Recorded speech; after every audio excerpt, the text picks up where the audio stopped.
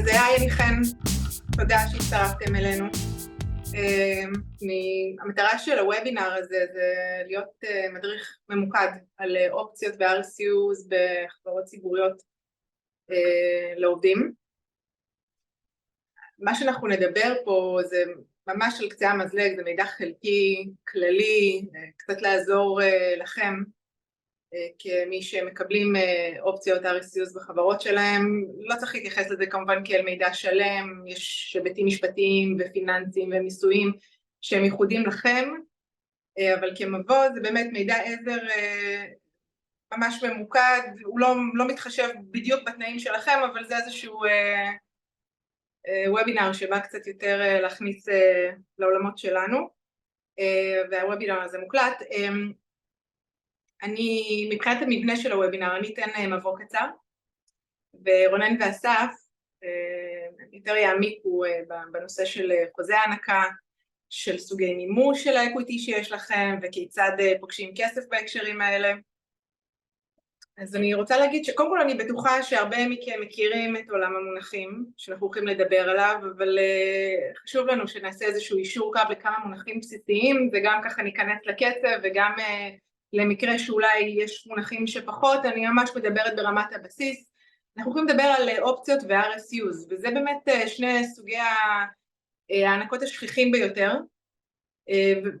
בגדול, אופציה זו זכות לקבל או לרכוש מניה בתנאים שהם ידועים לכם כנמצאים מראש, והיא מוענקת בדרך כלל עם איזשהם תנאי הבשלה, מה שאנחנו קוראים וסטינג, אני בטוחה שאתם שומעים את המונחים האלה. זאת אומרת, המצב הוא שברוב המקרים מקבלים אופציה שעדיין לא ניתן לממש אותה למניה, וצריך לחכות, כמה לחכות, תלוי בהסכם ובתנאים של איך שקיבלתם. זה יכול להיות עניין של זמן, בדרך כלל לוקחים את כל כמות האופציות שקיבלתם ופורסים את זה לחלקים למנות שוות, לפי מועדים, וכל מנה שהובשלה שלכם. אם עזבתם ומנה לא הובשלה, אז בתנאים מסוימים, בחלוף פרק זמן ממועד העזיבה של החברה, כל מנות האופציות שטרם הובשלו בתוך התקופה גדלות. RSUs, Restricted Share Units, זו הענקה של מניות לעובדים, ללא תוספת של תשלום מצידם, אבל עם סוג של הגבלה בצורה של לוז הבשלה, שבה ההגבלה היא שחלקים מהענקה מובשלים לאורך תקופה, ברגע שיש וסטינג, שיש הבשלה של RSU, אוטומטית מונפקות מניות לעובד, שוב פעם בלי תוספת של כסף או פעולה מיוחדת. פה בהערה של RSUs, אם העובד או העובדת עוזבים את החברה, אז כל מה שלא הובשל בהענקה של RSUs מתבטל מיידית. עוד הערה על RSUs, זה כלי נפוץ מאוד, פוגשים אותו הרבה, והסיבה לכך שהוא נפוץ ואנחנו הולכים לדבר עליו בוובינר הזה, זה באמת איזושהי פרקטיקה שמבינה שלהרבה מאוד עובדים שרוצים לתמרץ אותם, אין באמת השפעה ישירה על מחיר מניה, אבל עדיין החברה רוצה לתמרץ אותם ולרתום אותם להצלחת החברה ולתת להם תגמול, מעניקים RSUs. ולפני שאני מעבירה ככה את הרשות הדיבור לאסף ורונן, הערה אחרונה, למה אתם נתקלים בטח ב-102, למה זה אופציות 102, הביטוי הזה של ה-102 זו שאלה שאני נתקלת, לנו הוא מובן מאליו, אבל אני תמיד אוהבת להתייחס לזה, קוראים לזה אופציות 102, או המספר הזה על שם הסעיף בפקודת מס הכנסה, שמסדיר את הטיפול המיוחד במיסים, על אופציות, על RSUs, על equity שניתנים לעובדים פה בישראל, זה ככה fun fact. זהו, אסף, רונן שלכם. תודה רבה חן. אז אנחנו נעבור בעצם כקונספט על הסכם הענקה. רונן, אני אשמח אם תוכל לעשות share. כן, בוא נשתף אותו רגע. אנחנו בסך הכל, כמו שחן אמרה, מניחים שזו לא פעם ראשונה שאתם שומעים את המינוח אופציות או RSUs, ויחד עם זאת אנחנו גם מניחים שיכול להיות שחלקכם גם לא שמע יותר מדי, אז אחד אתם יותר מוזמנים ב-Q&A למטה לשאול שאלות ברמה הכי בסיסית שיש, ואנחנו נשמח לתת מענה. אנחנו חשבנו לעצמנו, גם כי אתם מגיעים מחברות שונות, שאנחנו ניקח הסכם יחסית גנרי, ואפילו אולי תוכנית משפטית של חברה, וננסה לעבור איתכם על הסעיפים החשובים, לפחות שככה נראה לנו שהם חשובים, וננסה טיפה להבהיר על מה הם מדברים, בכדי שיהיה לכם מעט יותר בהירות לגבי מה הם אופציות או מה הם RSUs, בהתקשר להסכם שקיבלתם מהחברה, ואולי גם לתת כמה נקודות חשובות באופן כללי וגם בהקשר להסכם. אז רונן, אני אשמח אם אתה תתחיל כמובן עם הסכם ההענקה, וחברים אתם מוזמנים לשאול שאלות. כן, אז אהלן, שלום לכולם. אז בעצם אנחנו נעבור פה, כמו שאתה אמר, על הסכם סטנדרטי, ננסה קצת לצלול לדברים המהותיים, של לתת יותר הבנה של מה אתם בכלל רואים מול העיניים. הסכם הענקה, שזה גם נכתב Grant Letter, Option Agreement, מכתב הענקה, הסכם הענקה, יש כל מיני מונחים שאתם תשמעו. בסוף זה הסכם משפטי ביניכם, בין העובד שמקבל את הענקה בחברה לבין החברה, לגבי ההקצאה שאושרה על ידי החברה. כמו שיש לי הסכם העסקה עם המעסיק שקבל תנאי העסקה, לכל הקצאה, כל הענקה והענקה שאני אקבל, גם יש הסכם הענקה פרטני שאני אחתום מול החברה, שהוא מסדיר את כל התנאים המסחריים המשפטיים שחלים על הענקה הזאת. ההסכם הענקה הוא בסוף, הוא תחת תוכנית משפטית נרחבת יותר, שהיא בעצם הבסיס, וממנה מוקצים ההקצאות, ובסוף אני חותם על הסכם פרטני שהתוכנית היא חלק בלתי נפרד ממנה. כמובן שבסופו של יום יש לי בהסכם האלה כל מיני סוגיות משפטיות קצת יותר מורכבות, אולי קצת פחות מורכבות, יש לי תנאים מסחריים שחלים עליי, והיום אנחנו קצת נעבור, כמו שאמרנו, ונצלול יותר לגבי הפרטים הרלוונטיים. כמובן שבראש העמוד תמיד אנחנו נראה את השם שלנו כמקבל ההטבה, ואת השם של החברה שמעניקה את האופציות, בסוף זה הסכם, שמענו, ביני לבין החברה. אחר כך יהיה לי את הסוג ההענקה שקיבלתי, מה המסגרת המיסויית תחתי ההסכם הזה מתקיים. במקרה הזה כאמור אנחנו מדברים על הענקה תחת סעיף 102 לפקודת מס הכנסה, כמו שחן תיארה. סעיף 102 זה בסוף סעיף בפקודת מס הכנסה, והענקות 102 בצוף הענקות שהוקצו תחת סעיף 102 בפקודת מס הכנסה.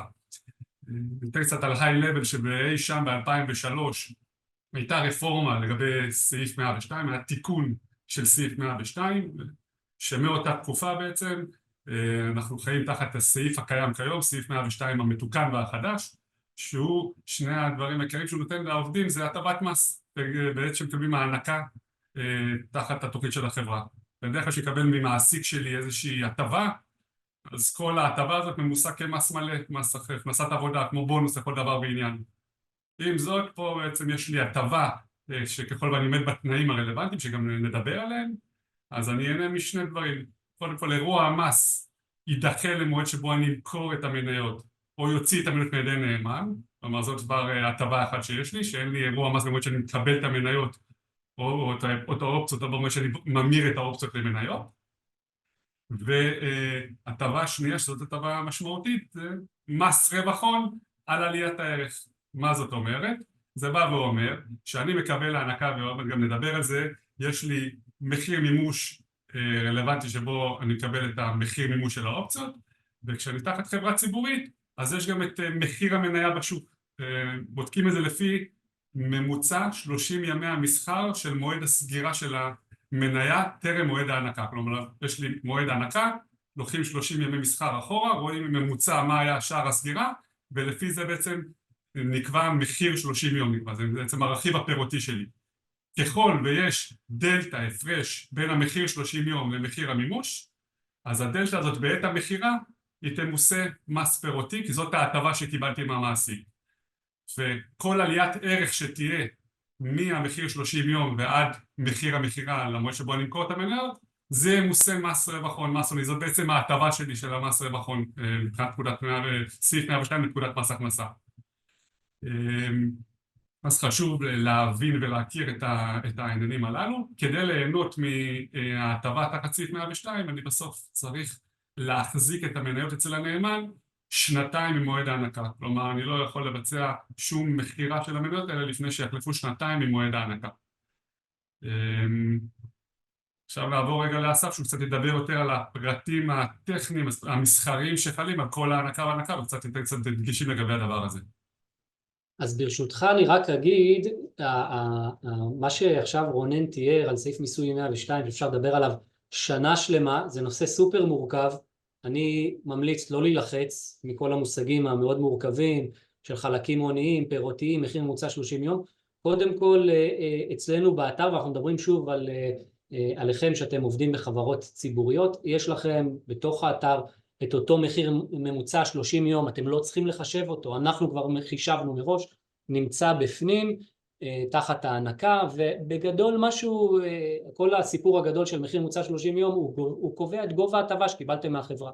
אם קיבלתם הטבה היא מיסוי יותר גבוה, בין אם המתנתם 2 ובין אם לא, זאת אומרת המיסוי שכר, ועליית הערך מאותה הגדרה, מאותו מחיר ממוצע 30 יום הוא מיסוי הוני.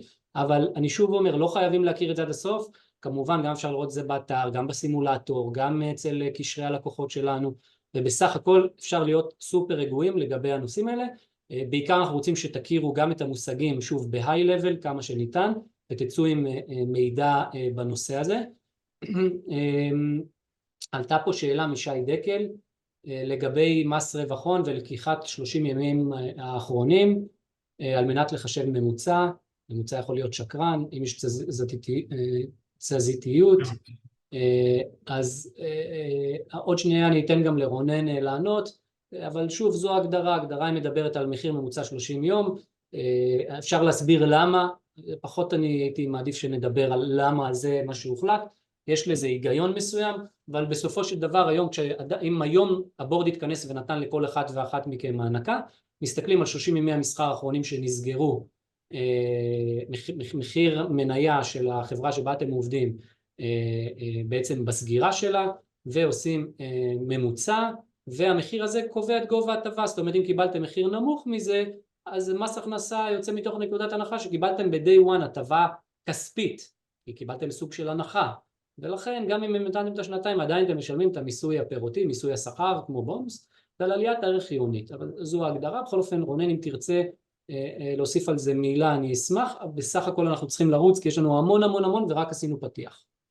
רק חשוב לי שברור שיש פה תזזיתיות בשוק, בסוף בגלל זה לוקחים 30 ימי מסחר ולא לוקחים את המחיר סגירה האחרון טרם מועד ההנקה, כי לוקחים נקודת הנחה של 30 ימים של מסחר, זה סדר גודל שתלוי באמת את התמחור הנכון של המניה. נכון, יש מניות שמאוד תזזיתיות למעלה למטה, אין פה באמת תשובת בית ספר של כל דבר הוא הדבר הנכון, אבל לוקחים פה איזה חישוב שהוא נכון לגבי כלל המקרים, ושייתן לנו את התשובה בכלל המקרים לפחות. אז אני קופץ לחלק שיהיה לכם בדרך כלל, אני לא מכיר מצב שלא, בכל הסכמי ההענקה, זה ה-date of grant, אתם רואים אותו באמצע, זה בעצם התאריך שבו הבורד יתכנס, או ה-com committee מטעם הבורד, הוועדה התכנסה, והחליטה לתת לכם את אותה הענקה. התאריך הזה הוא סופר דופר חשוב. למה הוא חשוב? כי מהתאריך הזה בדרך כלל אנחנו גוזרים את אותם השנתיים שרונן תיאר מקודם לעניין ה-102, שמתחת לשנתיים אם מכרתם את האופציות או המניות שלכם, אז פרצתם את אותו הסעיף, ואז אתם משלמים מיסוי שכר כמו בונוס, ואם לא, אז אתם בעצם מתחילים להיכנס להטבות המס, ככל וישנם, אז בעצם זה נגזר מהתאריך של ה-date of grant. למה אני אומר את זה? בהמון מצגות שעשיתי במהלך השנים, שאלו אותי את השאלה הבאה, האם השנתיים הן נגזרות מיום ההבשלה, שעוד שנייה נדבר עליו, או מתאריך אחר? אז התשובה היא לא, זה תמיד נגזר מיום ההענקה, למעט חריגים, בסדר? אבל חשוב שתכירו את התאריך הזה. התאריך הזה הוא חשוב לעוד דברים, אבל בעיקר לנושא הזה של ה-102 והספירה של השנתיים. הנקודה הבאה שאנחנו מדברים עליה זה עלות המימוש. אנחנו כרגע מדברים על הסכם של אופציות, או ESOP מה שנקרא, Employee Stock Option Plan, שבו עובד צריך, אם הוא רוצה לממש את האופציה, את הזכות שהוא קיבל, כמו שחן תיארה, למניה, הוא צריך להביא כסף מהבית, ממש לקנות את האופציה מהחברה, פשוט במחיר שהוא מוגדר מראש.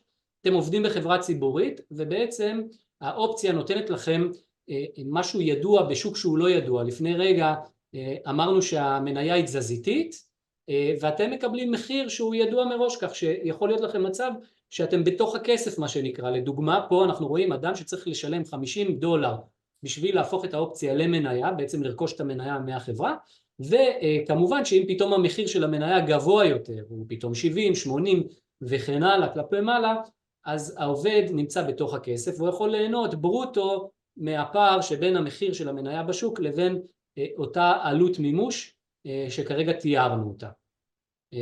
לאחר מכן יהיה רשום כמה אופציות קיבלתם. למה כמה אופציות קיבלתם? כי זה הבסיס בעצם להסכם. חשוב להדגיש שזה שקיבלנו אופציות הן לא שלנו מבחינת היכולת שלנו לממש אותה. מה זאת אומרת? זאת אומרת שלדוגמה אם אדם קיבל 1,000, בדרך כלל יהיה לו איזה מה שנקרא לוז הבשלה או vesting schedule, והלוז הבשלה הזה יתאר מתי אותם 1,000 יחידות יבשילו לנו. כשאני אומר יבשילו לנו או יפשירו לנו, זה אומר שאם נשאר מועסקים על ידי החברה או ממשיכים לתת שירותים לחברה, על פי ההגדרות של התוכנית או של ההסכם ההענקה שלו אנחנו מדברים, אנחנו בעצם כל רגע, כל תקופה שמוגדרת לנו, משתחרר לנו כמות שהופכת לנו זמינה, ואותה אנחנו יכולים לממש. לדוגמה, בהסכם הנוכחי אנחנו רואים ששנה, בעצם שנה לאחרי ההבשלה, סליחה, לאחרי ההענקה, יש לנו את ה-250 ועוד 62 תקופתי, אנחנו מגיעים בסדרי גודל, אני לא יודע, ל-300-350 יחידות שהוא יכול בעצם למכור אותו עובד, ובעצם הוא לא יכול לגשת ולמכור את אותם 1,000. מתי הוא יוכל? ברגע שיסתיים כל ההבשלה, תסתיים כל ההבשלה, אז בעצם כל 1,000 יבשילו, הוא יוכל למכור. למה זה חשוב? זה חשוב שאם אדם לצורך העניין רוצה למכור כרגע, הוא יכול רק את הכמות הזמינה לו שהבשילה עד נקודת הזמן הזו. יש נקודה קטנה שאם רונן תעלה טיפה למעלה, רשום שם vesting commencement date. זה נקודה ששווה שתכירו, זה נושא מסחרי. בעצם חברה יכולה להחליט שהלוז הבשלה שעכשיו תיארתי לא מתחיל מהגרנד דייט, אלא מתאריך מוקדם יותר, מאוחר יותר. בסדר? לדוגמה, אדם התחיל לעבוד בחברה, ואומרים לו, תקשיב, מהרגע שחתמת, מתחילים לספור לך את ה-vesting schedule, את השחרור של אותם המניות, ההבשלה שלהם, אבל הקומקומיטי או הבורד, מי שבעצם אמון, האורגן שאמון מטעם החברה, להעניק לכם את אותם האופציות, הוא מתכנס אחת לתקופה. וזה יכול לפגוע בכם על פניו, כי אמנם הבטיחו לכם שאתם מקבלים את האופציות בזמן שאתם מתחילים לעבוד, אבל דה פקטו ההתכנסות או ההענקה נעשתה כמה חודשים לאחר מכן. ועל כן, בכדי שפחות תיפגעו, לפחות בחלק המסחרי, החברה יכולה על דעת עצמה להחליט לשים את הווסטינג מוקדם יותר. כל זאת בהתאם לפוליסי שלה. אם הפוליסי שלה אומר שתמיד מתחיל מהגרנד דייט, אז כמובן שאי אפשר ללכת ולבקש ממנה לעשות משהו אחר, אבל רגולטורית החלק היחיד שהוא פה מהותי זה אותו גרנד דייט שממנו סופרים את השנתיים.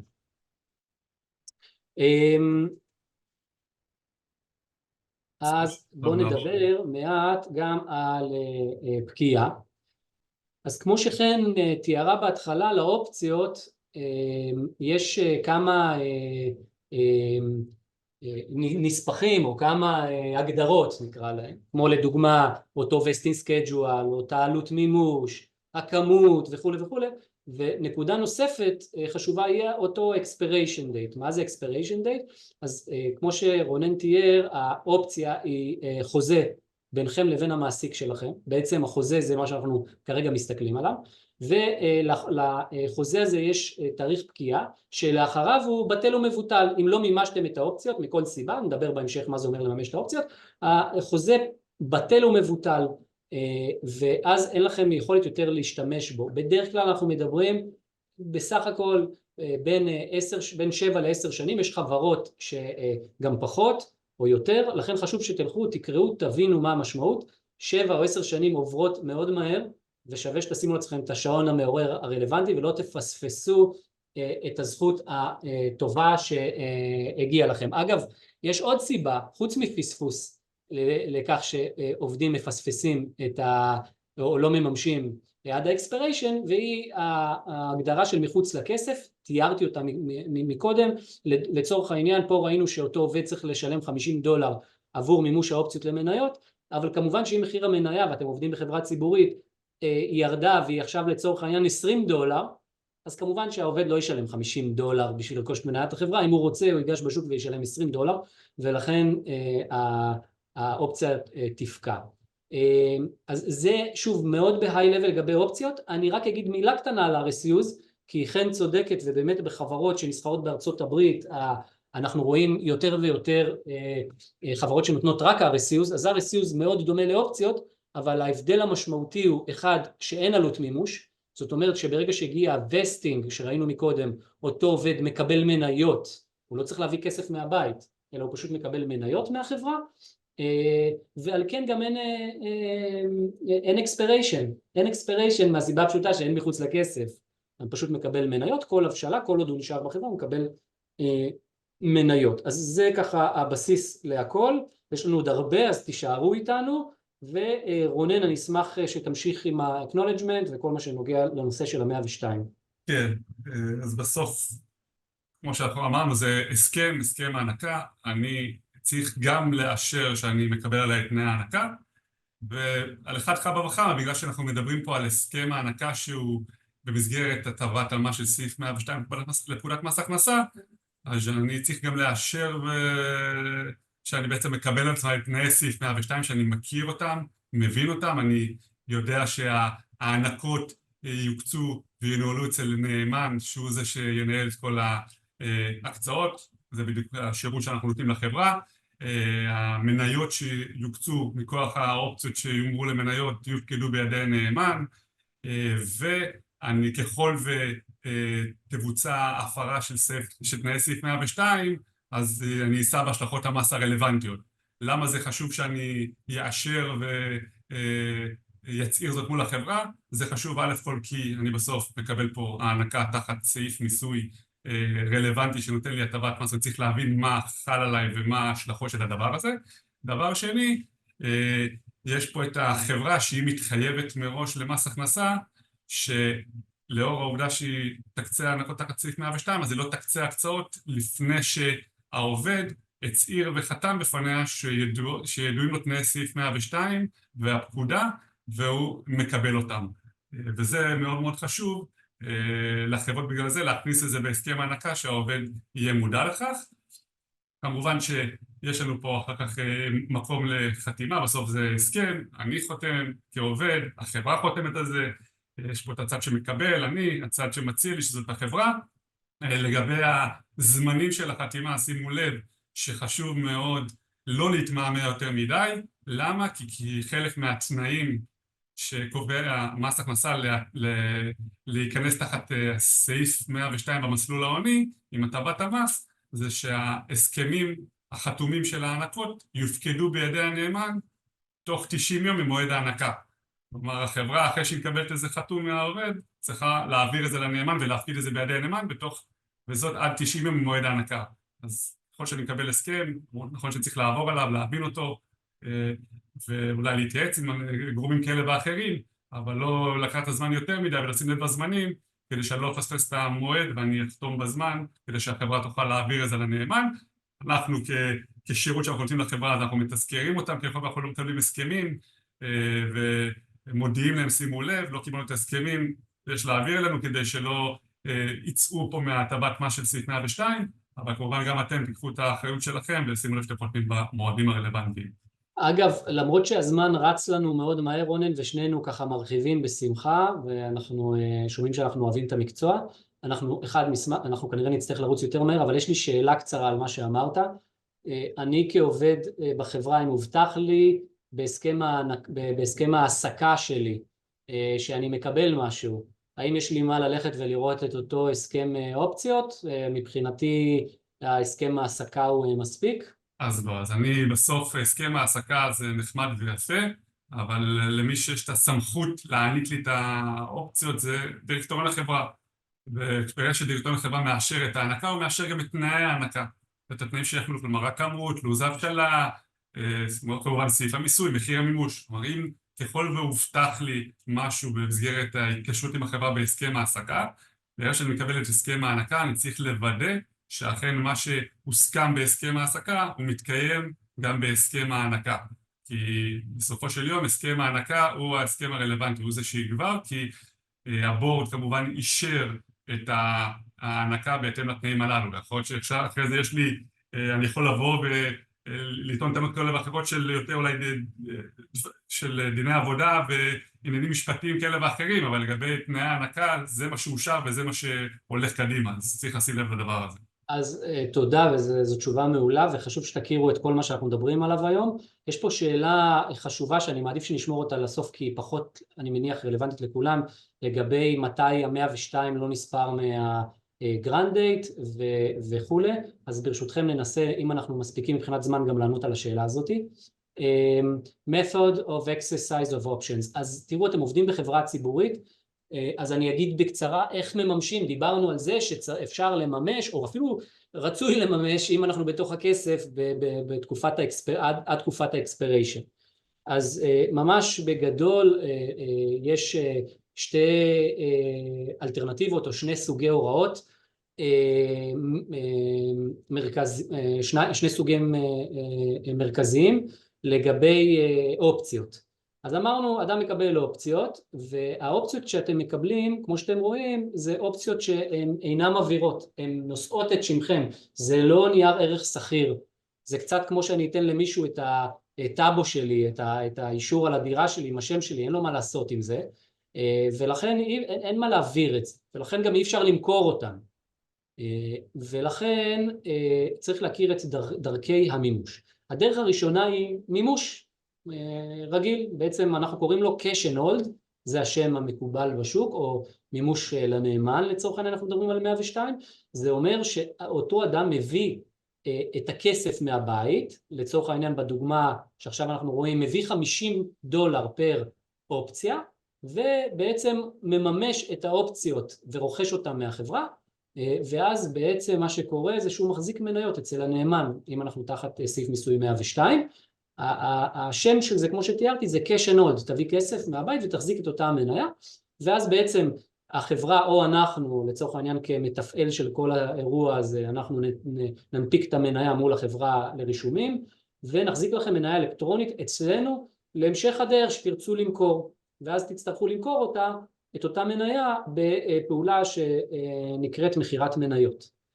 אלטרנטיבה נוספת היא, אנחנו קוראים לאלטרנטיבה הזאת same day sell, והיא מדברת על מחירה של אופציות, למרות שהאופציות אינן סחירות ואי אפשר למכור אותן, אנחנו מאפשרים לעובדים שעובדים בחברות שנסחרות בתל אביב או בארצות הברית, בדרך כלל לפעמים בעוד מקומות נוספים, בהתאם לאישורים הרלוונטיים, לתת לעובד למכור אונליין, בהתאם למחיר שיש בשוק, בעצם אנחנו מוכרים לו מניה סחירה, למרות שאין לו מניה, בתהליך שנקרא שור טכני, ובעצם במקביל שיש ביצוע דואגים להנפקת המניה, ובסוף היום אותו עובד לא משלם עלות מימוש באופן ישיר לחברה, כמו שתיארנו בדוגמה הקודמת, אלא מסך המחירה, אחרי שמכרנו את המניות בשוק, אנחנו לוקחים את אותה עלות מימוש ומעבירים לחברה.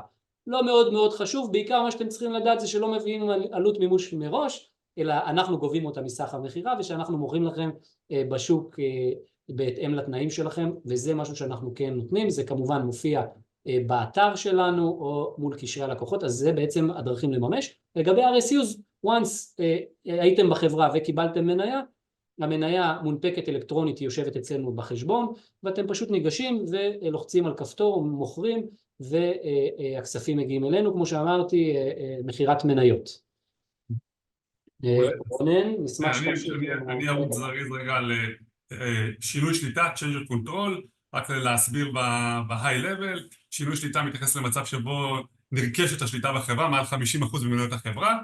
יש לזה השלכות בדרך כלל לבעלי המניות, ולכן גם לבעלי האופציות, מניות שקיבלו אופציות תחת התוכנית. למה מתייחסים לזה בהסכם ההנחה או בתוכנית? כי בסוף, כדי שלא יהיה פה איזה חסם של עסקת רכישה של החברה בגלל הקצאות שהוקצו תחת תוכנית ועכשיו לא יודעים איך להתמודד איתם, אז מסדירים את זה כבר מראש בתוכנית, מה בעצם יכול לקרות לאותם הקצאות שהוקצו תחת התוכנית. כמו שאמרנו, דירקטוריון החברה הוא זה שהוא בעל הסמכות והוא זה שמנהל את תוכנית האופציות, ולכן נותנים לו את הסמכות לקבוע מה יקרה להענקות בעת מועד של שינוי שליטה בחברה ואיך להתייחס להם. הוא יכול לאשר ההאצה של ההענקות, כלומר להבשיל את כל ההענקות למועד העסקה כדי שכולם יקבלו תמורה כזאת או אחרת בגין כל האופציות מניות שלהם, להסיר הגבלות ככל שקיימות לגבי ההקצאות הקיימות, לאשר החלפת מניות שלנו במניות של החברה הרוכשת, לאשר ביטול של המניות ככל ויש עכשיו אופציות לא בשלות ולא מבצעים להם שום האצה, אז כמובן בעסקה לא יהיו זכאים לתמורה, אז הוא יכול לאשר את הביטול של ההקצאות הללו. המטרה בסופו של יום זה לאפשר לדירקטוריון החברה לקבל החלטות רלוונטיות לגבי ההקצאות הקיימות בחברה, כפי שאמרתי. בכל מקרה חשוב להבין שאני כעובד, שאם אני מחזיק אופציות שהבשילו או מניות במועד עסקה, אז התמורה שאני אקבל תהיה זהה לתמורה שיקבלו כל בעלי מניות ברגילות בלבל שלי במסגרת העסקה. אני לא אפגע מכך שאני קיבלתי את המניות תחת תוכנית האופציות של החברה, לעומת אדם אחר שעכשיו השקיע בחברה והוא גם מחזיק מניות רגילות, אנחנו נקבל את אותה תמורה בבית העסקה. טוב, אז קודם כל הכבוד למי ששורד איתנו עד עכשיו, שזה בגדול כולם, אז כל הכבוד.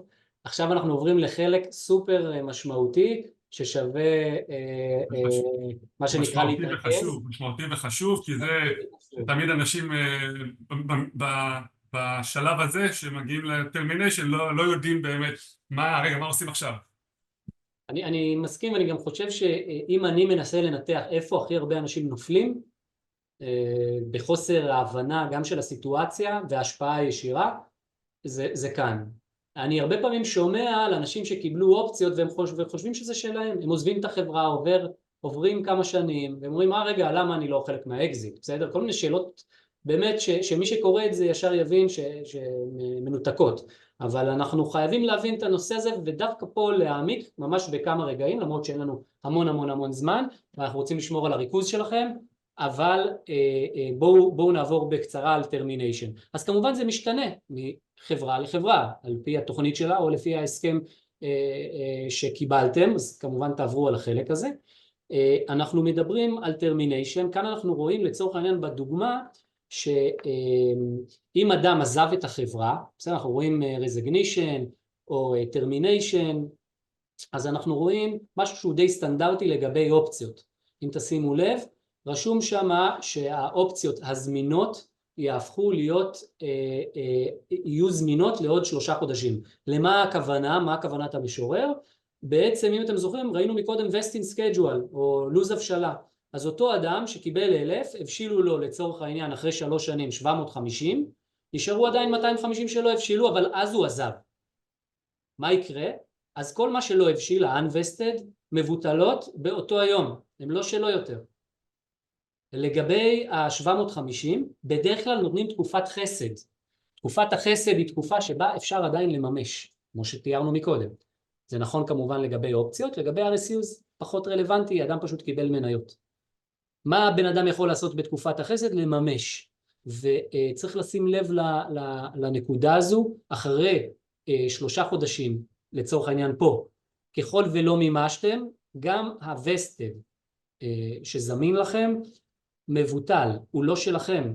לשים לב לנקודה הזאת, כי יכול להיות מצב שבו אתם תשאלו את עצמכם, אני הייתי בחברה, קיבלתי את האופציות, חיכיתי, הבשילו, עזבתי, והם לא שלי.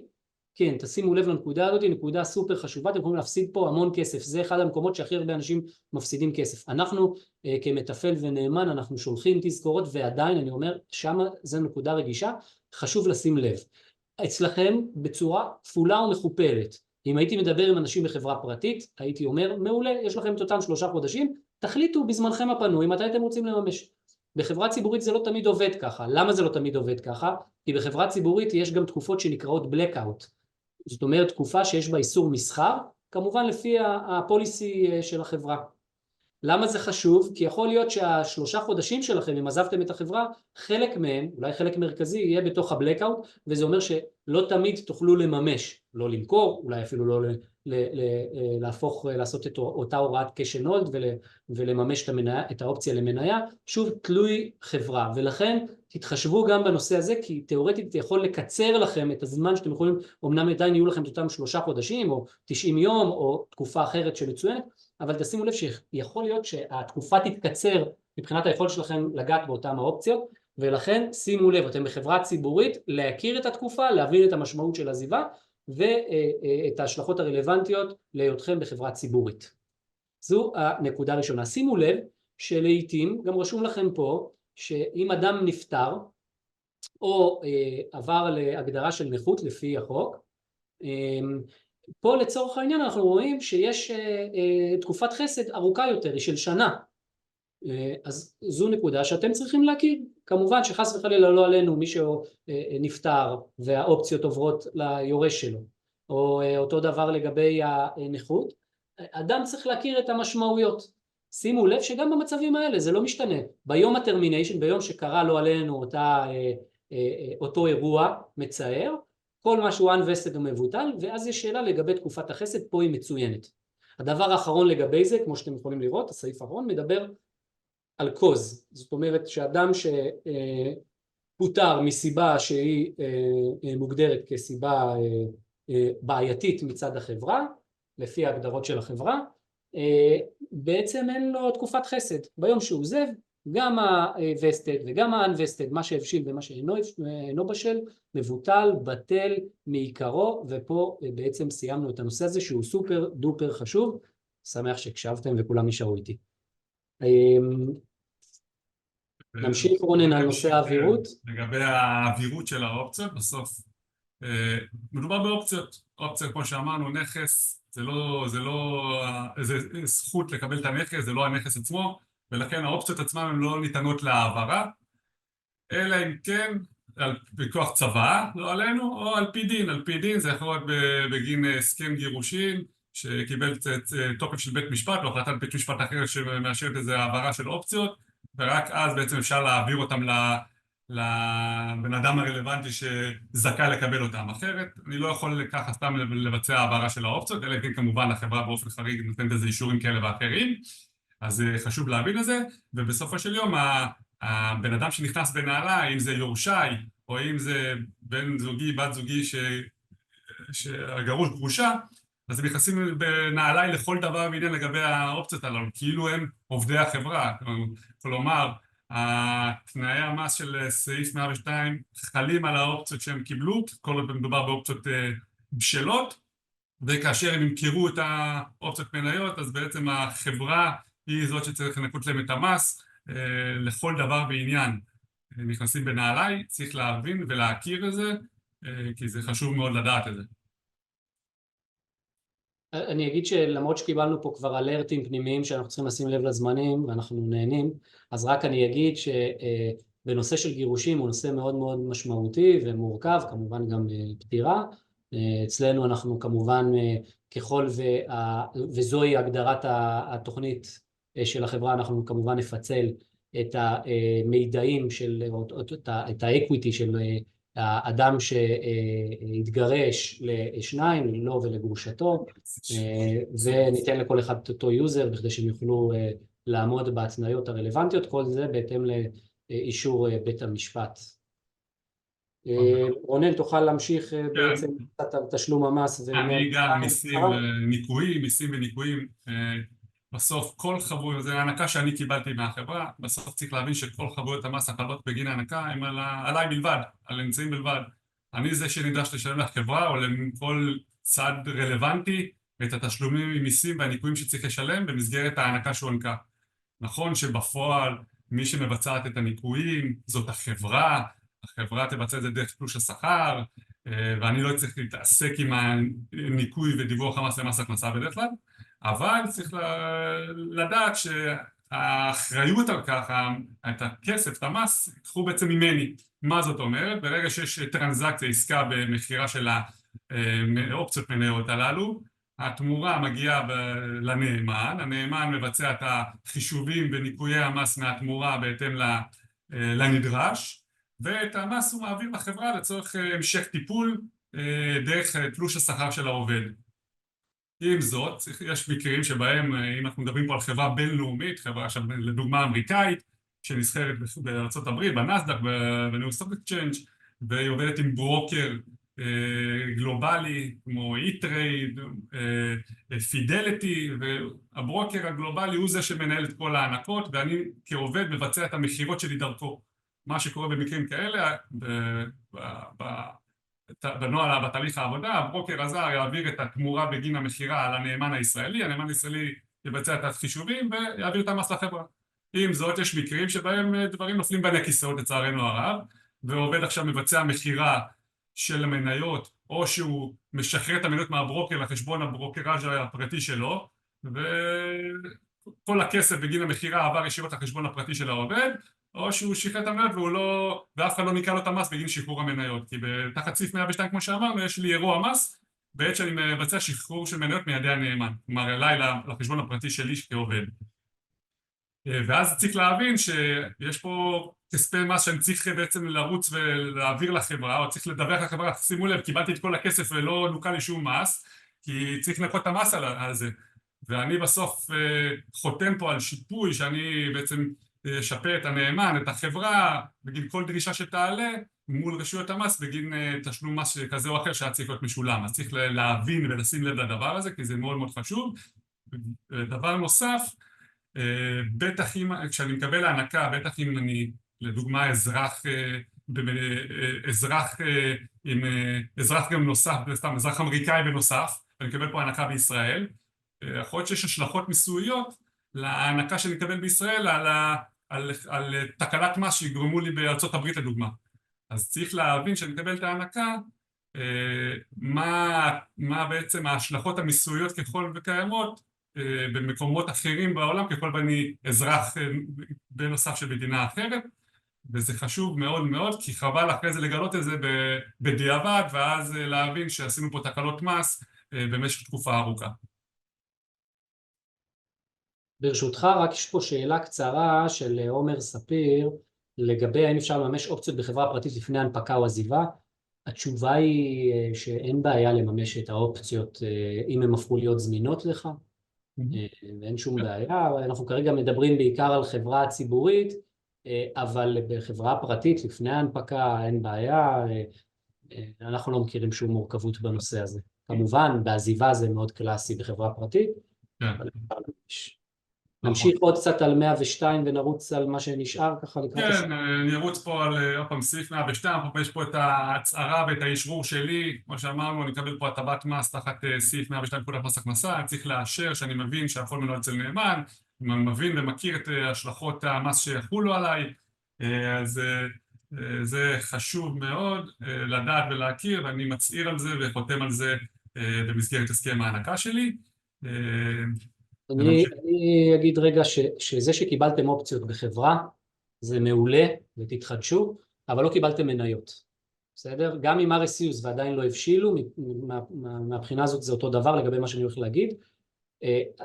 בגדול כשאדם מקבל מניה והוא מחזיק מניה יש לו אגיד של זכויות. איזה אגיד של זכויות? לדוגמה דיבידנד שהחברה מחלקת את רווחיה לעובדים, או אספת בעלי מניות, יש לאדם זכות להצביע, או לדוגמה בכלי שנקרא זכויות, אם אתם מכירים וכו' וכו'. חשוב להדגיש שאדם שקיבל אופציות, וזה מה שמוגדר פה, no rights as shareholder, ההגדרה פה אומרת שאין לכם, זאת אומרת כל עוד לא מימשתם, אתם מחזיקים רק אופציות, שלא תבואו בטענה ותגידו רגע אני מחזיק אופציות, אני רוצה גם להצביע או רציתי גם לקבל דיבידנד, די ברור מאליו, בכל אופן שמו את זה ומסגרו את זה. לגבי החלק הבא, אז אנחנו מדברים על בעצם זה שקיבלתם אופציות, זה לא אומר שיש לכם זכות להעסקה בחברה, זה דבר שגם אנחנו רואים לפעמים בהסכמים או בתוכניות. בסך הכל החברה באה ואומרת זה שיש לי איתך, למרות שעזבת את החברה לדוגמה אנחנו בתקופת חסד של שנה, כי יש לך דיסביליטי, אז אתה איתי עדיין בקשר מסוים, במשך שנה יש לך אופציות אצלי, זה לא אומר שאתה יכול עכשיו להיכנס למשרד שלי ולהתיישב ולהגיד מגיע לי לעבוד פה. אם סיימנו, סיימנו, בסדר? ואין לך זכויות כרגע מהבחינה הזאת, בגלל שאתה מחזיק אצלנו אופציות. אז זה בהיי לבל, אם אתם רואים, אתם יכולים לעבור על זה. רונן? נכון. לגבי התוכנית, אז כמו שאמרנו, בסוף הסכם ההענקה הוא שלוחה של תוכנית משפטית נרחבת יותר, שתחתיה בעצם מוקצות האופציות. אני כעובד שמקבל את ההענקה, אני מאשר שאני מקבל על עצמי את תנאי התוכנית שמכוחה הוקצו ההענקות הללו. אני מאשר שכל פעולה שיבצע הדירקטוריון, שהוא זה שמנהל את תוכנית האופציות ואת ההקצאות, מקובלת עליי. תעלה פה שאלה, רונן, אם אני מעלה אותה, כי אני נשאלת הרבה, האם החברה מחויבת להציג את תוכנית האופציות לעובדים?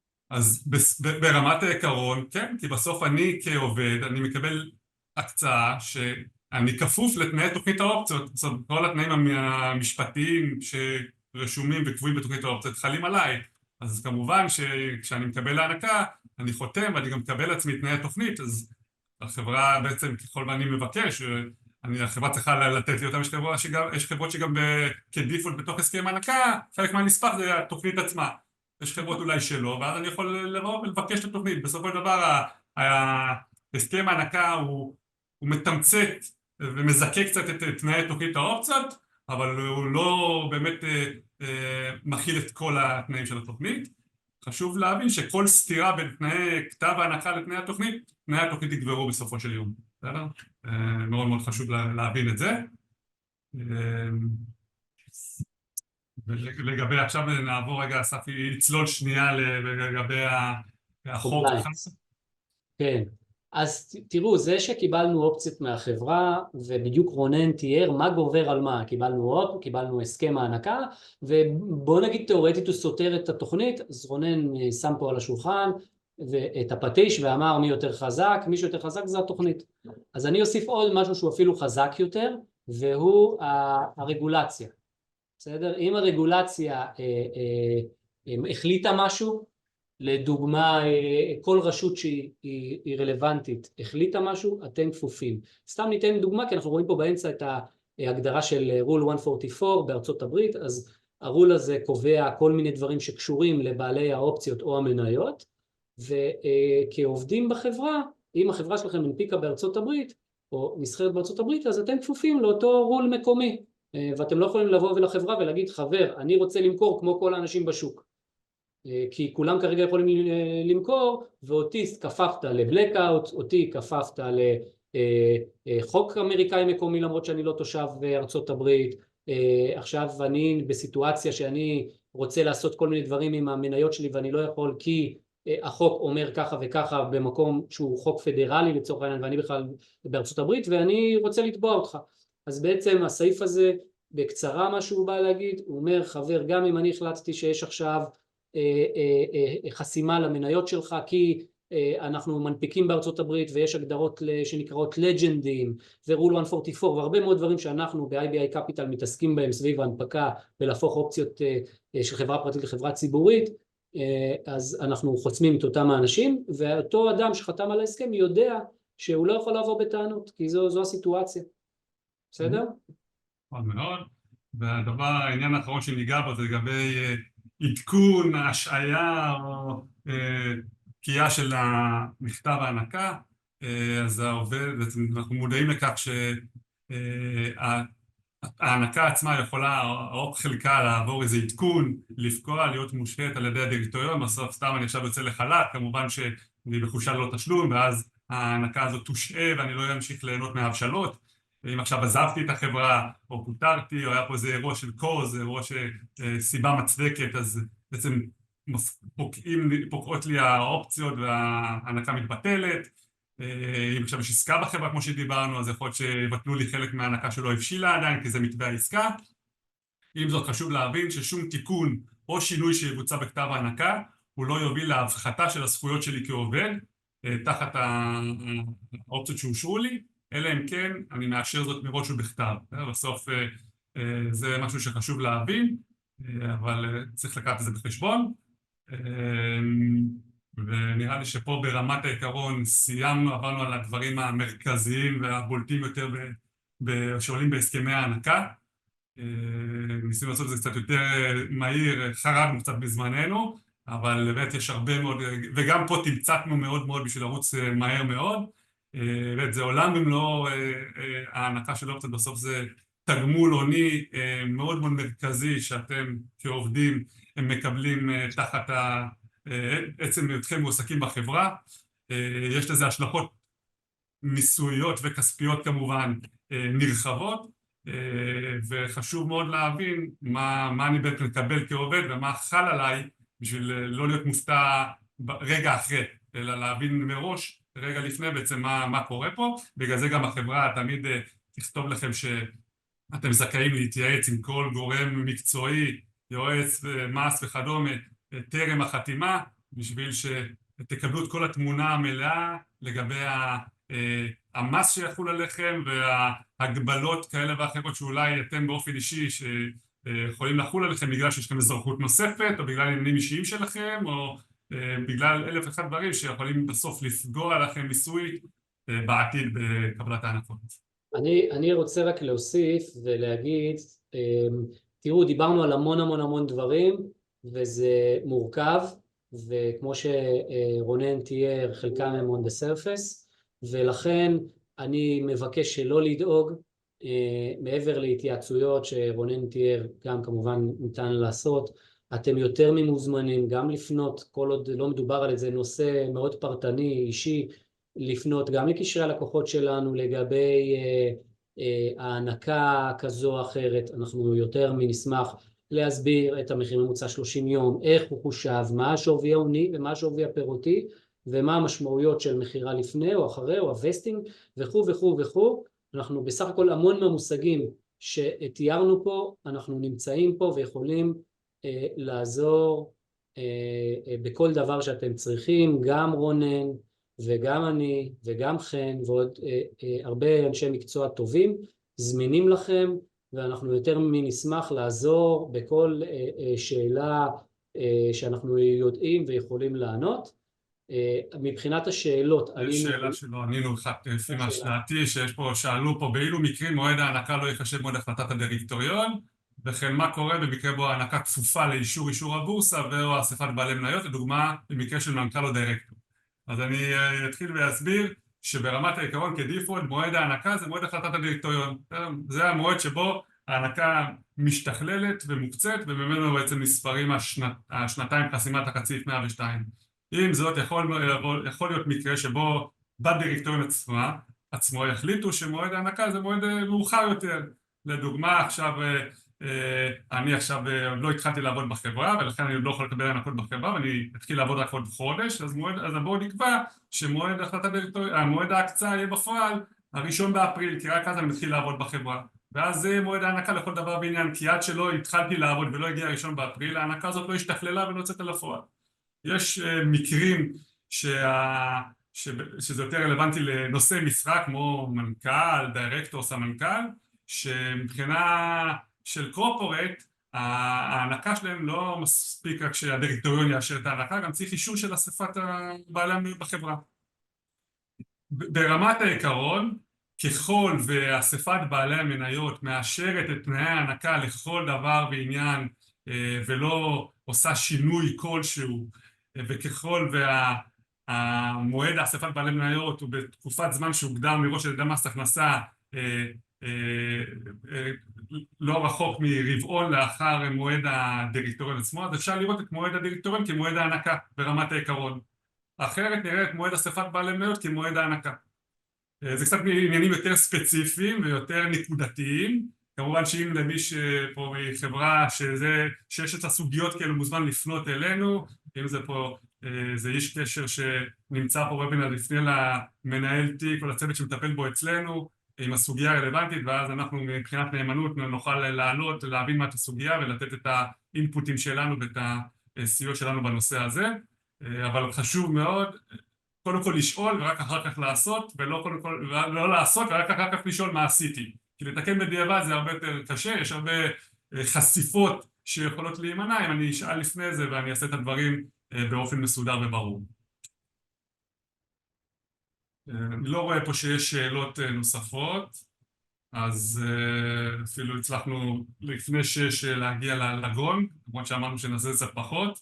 אז שוב, תודה רבה לכל מי שהגיע, השתתף, רובם גם נשארו עד עכשיו, באמת חשוב. מקווים לראות אתכם פה במענה שלכם פה מול קשרי לקוחות אצלנו. בוובינרים הבאים. תודה רבה. כן, לגמרי. תודה. ביי.